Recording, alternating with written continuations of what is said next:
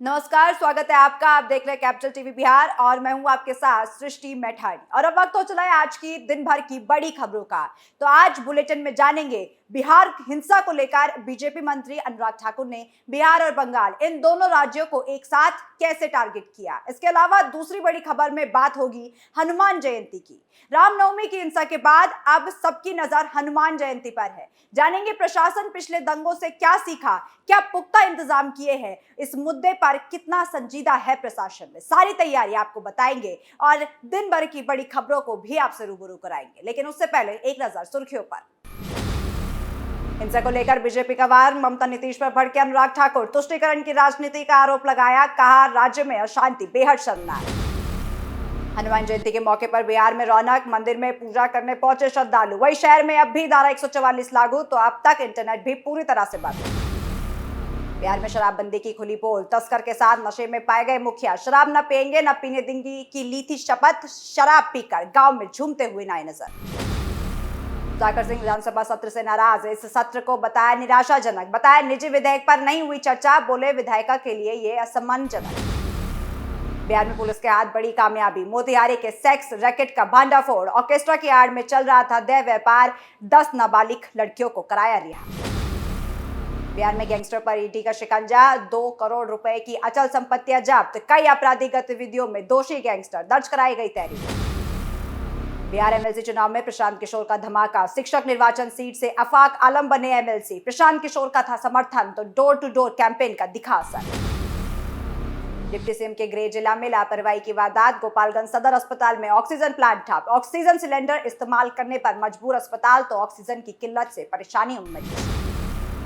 बिहार में किसानों के लिए खुशखबरी, पश्चिमी चंपारण को मिली नई पहचान, बिहार के मशहूर मार्चा चावल को मिला जीआई टैग, उत्पादकों में खुशी की लहर। रामनवमी पर बिहार समेत कई राज्यों में दंगे उपद्रव देखने को मिले, जिसकी बानगी बंगाल समेत गुजरात और महाराष्ट्र के कुछ इलाकों में भी देखने को मिली। तो वहीं अब इस मुद्दे पर केंद्रीय मंत्री अनुराग ठाकुर की टिप्पणी सामने आई है, जहां अनुराग ठाकुर ने बिहार और बंगाल सरकार पर निशाना साधा। अनुराग ठाकुर ने कहा कि ऐसे समय में जब प्रधानमंत्री नरेंद्र मोदी विश्व शांति की अपील कर रहे हैं, देश में विपक्ष शासित 2 राज्य उत्सवों के दौरान हिंसा और अराजकता का सामना कर रहा है। इसके अलावा अनुराग ठाकुर ने कहा कि मोदी जी पूरी दुनिया को संदेश दे रहे हैं कि ये युद्ध का युग नहीं है। केंद्रीय मंत्री ने आगे कहा कि भारत में 2 मुख्यमंत्रियों ने अपने पक्षपाती टिप्पणियों के साथ इस पर सवालिया निशान खड़ा कर दिया है कि क्या हालिया हिंसा की घटनाओं को संकीर्ण राजनीति के उद्देश्य के लिए और एक विशेष समुदाय को खुश करने के लिए किया गया था। केंद्रीय मंत्री ने विपक्षी पार्टियों पर निशाना साधा, जहां अनुराग ठाकुर बोले कि वोट बैंक की राजनीति के लिए अशांति फैलाना देश की शांति के लिए खतरा है और ये देश की भलाई के लिए भी खिलाफ है। वहीं इसके अलावा अनुराग ठाकुर ने पश्चिम बंगाल की मुख्यमंत्री ममता बनर्जी पर भी निशाना साधते हुए कहा, जहां अनुराग ठाकुर बोले कि जब बंगाल की मुख्यमंत्री खुद कहती है कि हिंदू जुलूसों को एक विशेष क्षेत्र में प्रवेश नहीं करना चाहिए, तो क्या वह समाज को विभाजित नहीं कर रही है। तो वहीं आज देश भर में हनुमान जयंती के मौके पर श्रद्धालुओं के बीच खासा उत्साह देखने को मिल रहा है। बता दें कि बिहार में कुछ दिनों पहले सांप्रदायिक घटना को देखते हुए राज्य में अभी भी धारा 144 लागू है। इसी बीच बिहार शरीफ के धानेश्वर घाट हनुमान मंदिर में गुरुवार को श्रद्धालु पूजा अर्चना करने पहुंचे। बता दें कि इलाके में तनाव को देखते हुए मंदिर के आसपास कड़ी सुरक्षा व्यवस्था की गई। दरअसल धानेश्वर घाट मंदिर एक प्राचीन मंदिर है, जहां हनुमान जयंती के दौरान मंदिर में रौनक देखने को मिलती है। इसी के साथ ही अभी भी शहर में इंटरनेट सेवा पूरी तरह से बंद है। बता दें कि शहर में जगह जगह भारी संख्या में पुलिस बल तैनात किया गया है ताकि शहर में शांति का माहौल कायम रह सके। बिहार के नालंदा से एक हैरत अंगेज खबर सामने आ रही है, जहां बिहार में एक पंचायत मुखिया तस्कर के साथ शराब पीते हुए रंगे हाथों पकड़ा गया है। बता दें कि बिहार में शराबबंदी का कानून है। ऐसे में कुछ ही वक्त पहले इन्हीं मुखिया ने लोगों के बीच शराब ना पिएंगे और ना पीने देंगे की शपथ ली थी, जिसके बाद मुखिया खुद नालंदा में शराब पीकर गाँव में झूमते हुए नजर आए। बता दें कि मुखिया को इस कारनामे के बाद गिरफ्तार कर लिया है। तो वहीं मुखिया सहित 3 लोगों को शराब के सेवन के चलते गिरफ्तार किया है। ये कार्रवाई अस्तवा प्रखंड के सारा थाने में की गई, जहां इस मामले में पुलिस ने जानकारी साझा करते हुए बताया कि तीनों को ब्रेथ एनालाइजर की जांच कराने के बाद ही नशे में धुत पाने की पुष्टि कराई गई है। उन्होंने बताया कि सभी के खिलाफ मद्य निषेध अधिनियम के तहत मुकदमा दर्ज कराया गया है, जिसके बाद अब तीनों आरोपियों को न्यायालय में प्रस्तुत किया जाएगा। तो पूर्व कृषि मंत्री आरजेडी विधायक सुधाकर सिंह ने विधानसभा सत्र को निराशाजनक बताया है, जहां सुधाकर सिंह की शिकायत है कि उनकी तरफ से लाए गए विधेयक पर चर्चा नहीं हुई है। सुधाकर सिंह ने कहा कि विधायिका के लिए ये असम्मानजनक है। सुधाकर सिंह ने आगे कहा कि लोगों को ये प्रयास करना होगा कि विधायिका अपने कार्य को सही तरीके से करे। समाज के लिए सभी स्टेक होल्डर्स को इसके लिए प्रयास करना होगा। सुधाकर सिंह का कहना है कि विधानसभा सत्र सिर्फ दिखावे के लिए है, जहां दोनों सत्र की अवधि बढ़ाने की जरूरत है। इसके अलावा सुधाकर सिंह ने लॉ एंड ऑर्डर के बारे में पूछने पर कहा कि उन्हें लॉ एंड ऑर्डर नहीं बल्कि शराबबंदी को लेकर दिक्कत है, जहां सुधाकर सिंह ने आगे कहा कि शराबबंदी को लागू कराने में सारी फोर्स जाया हो जाती है, जहां तस्करियों को पकड़ने के लिए बिहार में अलग फोर्स होनी चाहिए। वहीं बिहार में रामनवमी हिंसा को लेकर सुधाकर सिंह का कहना है कि इस मुद्दे पर राजनीतिक आरोप प्रत्यारोप नहीं बल्कि एक्शन लेने की जरूरत है।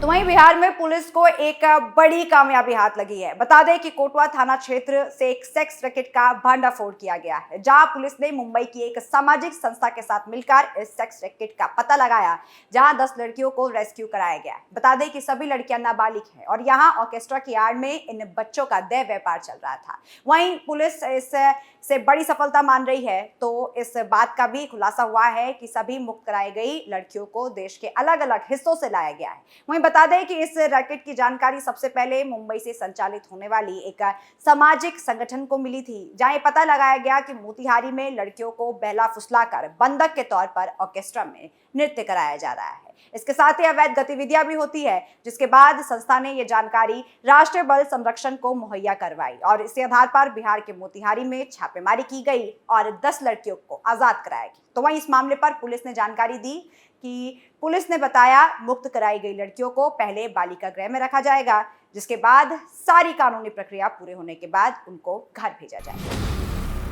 बिहार के गैंगस्टर के घर ईडी की कार्रवाई हुई है, जहां खबर सामने आ रही है कि ईडी ने अखिलेश यादव की 2 करोड़ की संपत्ति जब्त कर ली है। तो वहीं ईडी के मुताबिक गैंगस्टर अखिलेश यादव और उसके परिवार की करीब 2 करोड़ रुपए की 29 अचल संपत्तियां थी, जिसे ईडी की तरफ से अब कुर्क कर दिया गया है। बता दें कि गैंगस्टर अखिलेश यादव के खिलाफ भागलपुर थाने में कई धाराओं में तहरीर दर्ज की जा चुकी है, जहां जांच के दौरान ये सामने आया कि अखिलेश यादव कई गंभीर अपराधों से में संलिप्त है। आपराधिक साजिश ले लीजिए, हत्या के प्रयास और डकैती समेत कई आपराधिक गतिविधियां हैं, जिसमें गैंगस्टर अखिलेश यादव शामिल थे। वहीं इस मुद्दे पर ईडी का कहना है कि गैंगस्टर अखिलेश यादव ने इन्हीं आपराधिक गतिविधियों के जरिए अपने और अपने परिवार के सदस्यों पर के नाम पर ये बड़ी अचल संपत्तियां अर्जित की है। तो वही गैंगस्टर अखिलेश यादव को गिरफ्तार भी कर लिया जा चुका है, जिसके बाद अब पुलिस आगे की जांच में जुट गई।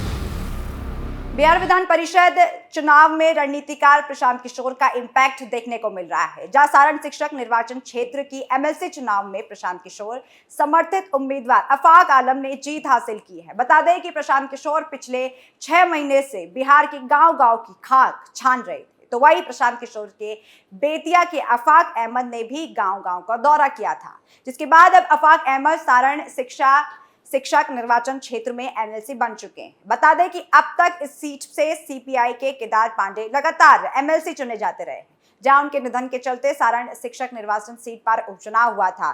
इस चुनाव में सीपीआई ने स्वर्गीय केदार पांडे के बेटे आनंद पुष्कर को उम्मीदवार बनाया था। बता दें कि आनंद पुष्कर को महागठबंधन का समर्थन भी हासिल था, तब भी इलाके में प्रशांत किशोर की पार्टी का दबदबा देखने को मिला, जिसके बाद अब प्रशांत किशोर के सपोर्ट से आफाक अहमद इस सीट के एमएलसी चुने जा चुके हैं। तो बिहार के डिप्टी सीएम और स्वास्थ्य मंत्री तेजस्वी यादव के गृह जिला गोपालगंज के मॉडल सदर अस्पताल में ऑक्सीजन प्लांट ठप होने से मरीजों की जान पर बन आई है। दरअसल अस्पताल की पाइपलाइन से ऑक्सीजन पहुंचने वाली पीएसए प्लांट में कुछ फॉल्ट सामने आया, जिसकी वजह से पिछले 2 दिनों से प्लांट से ऑक्सीजन की सप्लाई ठप हो गई है। इसी कवायद में अस्पताल प्रशासन ने मरीजों की जान बचाने के लिए वैकल्पिक व्यवस्था का इंतजाम किया, जहां अस्पताल प्रशासन की तरफ से सिलेंडर और ऑक्सीजन कंसंट्रेटर से काम चलाया जा रहा है। बता दें कि पीएसए प्लांट से emergency ward, ICU, SNCU, Piku ward में भर्ती मरीजों तक ऑक्सीजन की सप्लाई की जाती है, जिसके बाद से मरीज ऑक्सीजन की किल्लत के चलते दिक्कतों का सामना कर रहे हैं। तो वहीं बिहार के लिए खुशखबरी, बिहार के मशहूर मार्चा चावल को सरकार की तरफ से जीआईटी टैग मुहैया करा जा चुका है। बता दें कि चावल अपने खुशबूदार स्वाद और चूड़ा बनाने के लिए मशहूर है। वहीं इस जीआईटी टैग के लिए समूहाट गांव, सिंगासनी और पश्चिमी चंपारण के मशहूर मार्चा धान उत्पादकों ने आवेदन दिया था, जिसके बाद अब मार्चा चावलों को जीआईटी टैग देने की स्वीकृति मिल चुकी है। बता दें कि चावल विशेषकर काली मिर्च की तरह दिखाई देते हैं। वहीं मार्चा चावलों को जीआईटी टैग मिलने के बाद से उत्पादकों के बीच खुशी की लहर दौड़ गई है। बता दें कि जीआईटी टैग की मदद से मार्चा चावल में खेती में लगे किसानों को उनकी उपज का अधिकतम मूल्य पाने में मदद मिलेगी। तो वहीं इससे पहले भागलपुर के जर्दालू आम, करतनी धान, नवादा की महगी पान और मुजफ्फरपुर की शाही लीची को जीआईटी टैग मिल चुका है। इस बुलेटिन में फिलहाल इतना ही। मैं लौटूंगी बाकी खबरों के साथ, तब तक के लिए देखते रहिए कैपिटल टीवी बिहार।